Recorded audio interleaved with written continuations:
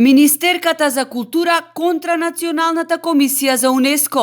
Од позиција на председател на комисијата не дава согласност и ја спори изградбата на катна гаража во Охрид.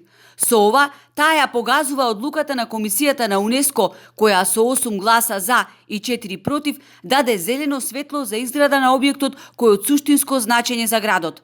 Имавме доволно време пред почетокот на летото да добиеме одобрение за градба и да ја започнеме постапката за изграда на катна гаража, која сами ќе ја финансираме, вели градоначалникот Пецаков.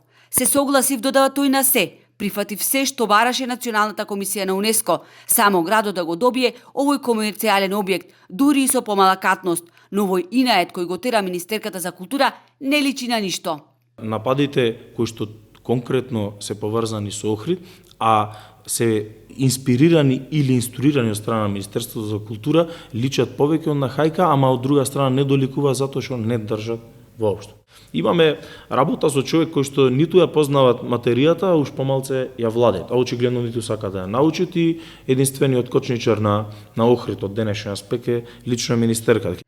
Туристичкиот центар соочен со сообраќаен хаос и блокирани улици пред секој налет над гости буквално не функционира. Но и покрај тоа, за Министерката за култура, катната гаража не била објект од јавен интерес.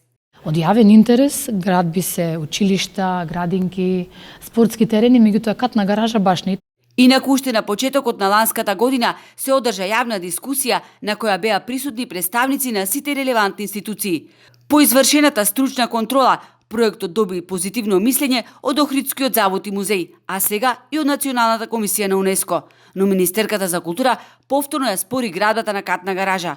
Луѓето купуваат плацеви на месечина, а Охрид 30 години се расправа со изграда на катна гаража, коментираат охријани.